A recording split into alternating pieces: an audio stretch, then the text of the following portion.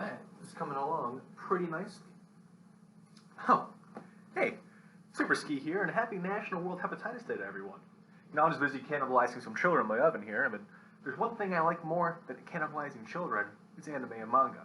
But what I do not like more than cannibalizing children is spoilers. Because today we're going to talk about the Promised Neverland, but I'm also going to talk about the manga for the Promised Neverland. So, about halfway point, somewhere along the line, is going to be like a warning where we start to talk about the manga, but for the first half of this video, it'll just be anime content. So, with that in mind, let's begin. You know, there's a scientific theory that every time you make a decision, a parallel universe is created. Imagine every time you flip a coin, order breakfast, choose rock, paper, or scissors, you are standing at a metaphysical crossroads. Each path represents an option you have to choose. You'll never be able to turn around or see what was on the other path once you set out on one. All you can do is speculate what the possibilities would have been if you made another choice, which in many cases is the most torturous part of making decisions. Because with the insight and attained wisdom of what one path holds, you can perceive the other possibilities with greater perception.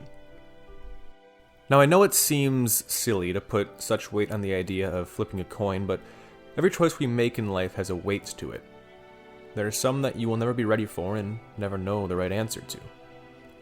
This is because sometimes there is never really a right answer to the situations in front of you. That is when the true difficulty of making choices arises, because it is in these cases that the speculation once you are on your path is at its peak. When your future, your life, or even others' lives are on the line, it is likely that your mind will never cease from its eternal struggle of, what if? Did I miscalculate? Did I make a mistake somewhere along the way?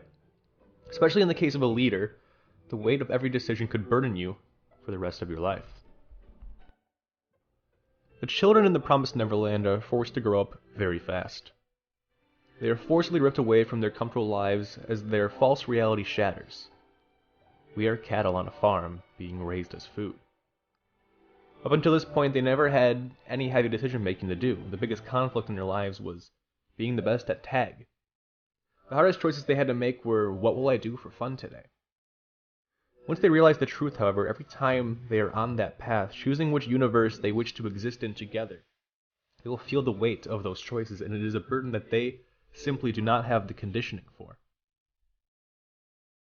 First of all, we have our three main protagonists, Emma, Ray, and Norman. It is my personal belief that these characters represent the three major life views: optimism, pessimism, and realism. With Emma being an optimist, always attempting to do things that are emotionally correct, Ray being a pessimist, always viewing the world logically, Norman a realist who balances the two out and helps them understand each other's point of view. When the truth is discovered, they have to make their first major decision. How do we escape? Emma wants to bring everyone along. Ray only wants the strongest and smartest, but ultimately it ends up being Norman's plan to take everyone above the age of 4 that plays out. The decision was a compromise, but as we will see later on, it wasn't without weight or sacrifice. I'm going to sidetrack a little bit here to preface my next point. When I was still in high school, I was a cross-country runner for 4 years.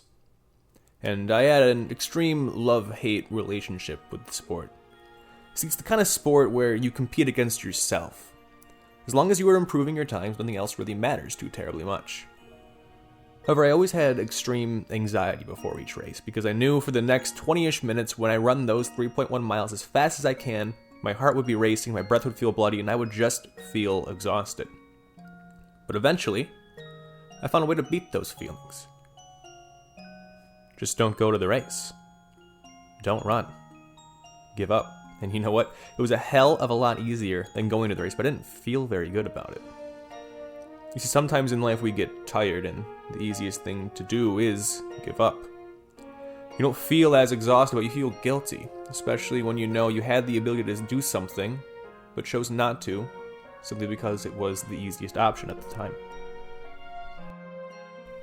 Mom attempts to instill this into the children because it's what she did. She gave up. She no longer had the will to fight, so she just chose the easiest option that suited her best. Being alive is better than being dead. If I can't change anything, I might as well survive for as long as I can. Hope is a dangerous thing, and she understands what it would mean if the children escaped. Her death. She tries her absolute hardest to make them give up, despite knowing in the back of her mind she is not happy with the choices she made in life. She gave up, and although it was more relieving and immediately better than death, she retained the guilt of laziness for the rest of her life. This is why she is so happy when the kids finally escape, because even though she did everything in her ability to stop them, they still bested her. She didn't give up in this fight, and neither did they.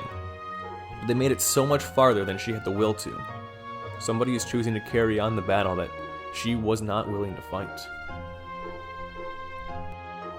It isn't a mistake that they use chess as a metaphor often for their strategies in the Promised Neverland.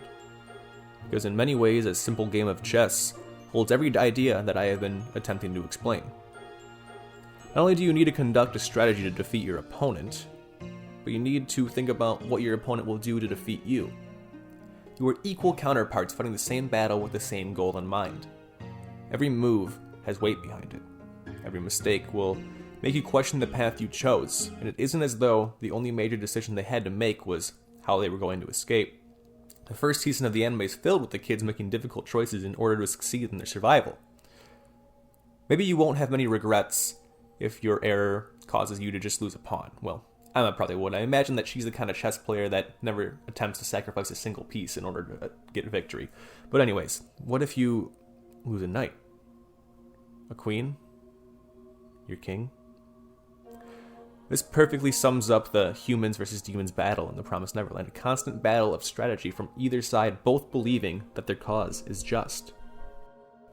However, even though they won their first figurative chess match against Mom, it wasn't without loss. There were numerous sacrifices. Decisions were made that will continue to weigh on the minds of our protagonists and damage their wills. Norman's dead. Phil and the other kids were left behind. Emma especially is constantly doubting these choices she made. What if I did X differently? Would it have changed Y?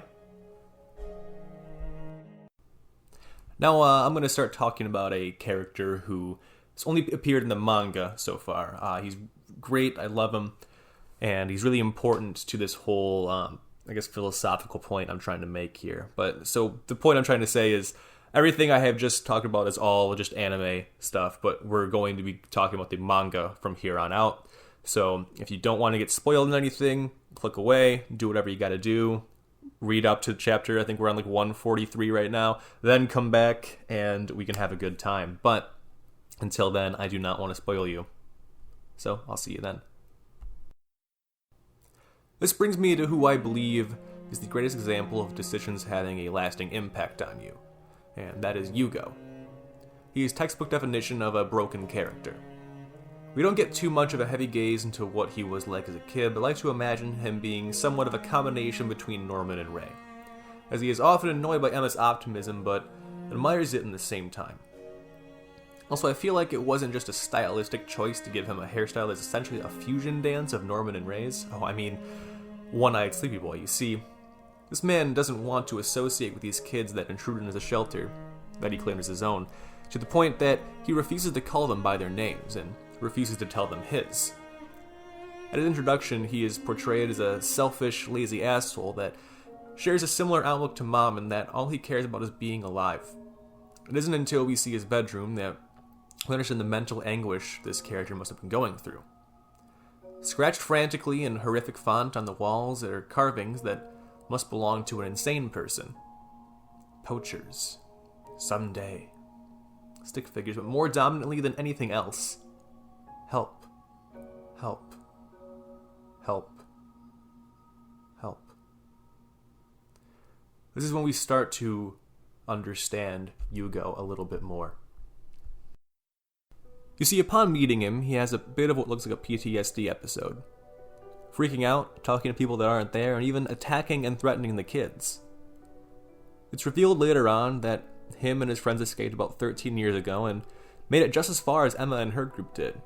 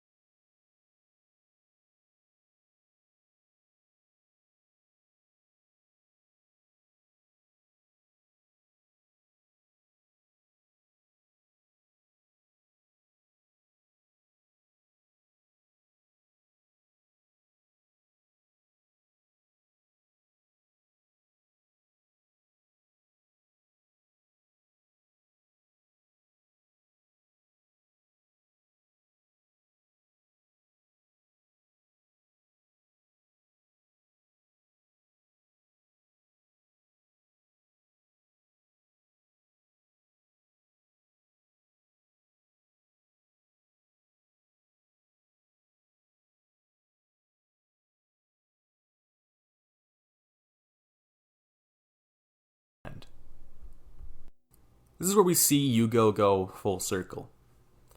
He has experienced the burden of a choice. He understands the weight of responsibility. He has learned from his mistakes and refuses to repeat them. This is what it means to be faced with difficult choices in life. As we see after his death, he is greeted in the afterlife by all of his friends who he left behind 13 years ago but never stopped thinking about.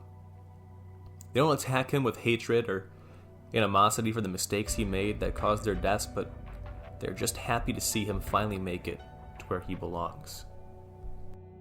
And as we are currently on what I believe will be the final arc of the series, the theme of decision-making has not and will not go away. With Norman taking on the self-destructive responsibility of saving the whole world at the cost of his humanity, or with Emma trying to achieve world peace her own way. Every choice has a weight to it. You can't achieve anything without sacrifice. Just look at what happens in the World of the Seven Walls. The subconscious choices of Ray and Emma are able to alter reality, and eventually they're able to manipulate time simply because they choose to do so. This entire pocket dimension operates on the idea that if you make the choice to do something, you can achieve it. Promised Neverland began 800 years ago when a choice was made by one human to change the world, sacrificing everything in order to do so. And I'm sure it will end in a similar light with a difficult decision. The only difference is that I don't believe Emma is willing to abide by the sacrifices the demon who stands above all requires, but you will just have to wait and see what will take place in the future of the series. You know, everyone in their conscious reality is forced to make choices. Some are easy and some are not. The most important thing is that you reflect on them as the right one. Yugo's words in Emma's dream after his death summarize what I believe to be the entire point of the series perfectly. It goes something like this. It is important to make the correct decision, or at least try to. But that's not everything. None of us know if our decision is right or wrong when we make it. What's important is what comes after. The ability to make the decision you made correct. Even if the decision you made brings unfavorable results, what can you do from there? The struggle is what is important. If decisions are everything, then life is just one big gamble. Believe in what you decided, Emma. And no matter what, keep going. Everyone makes mistakes and everyone is wrong sometimes, but the truth of everything is that they are your mistakes, your choices. If you spend eternity cursing and regretting the path you chose, then you will never achieve the reality you strive for. No matter what, whenever you are faced with a hard decision, just remember, no matter what you choose, it was the right choice, because even if you were wrong, you will do everything to make it right.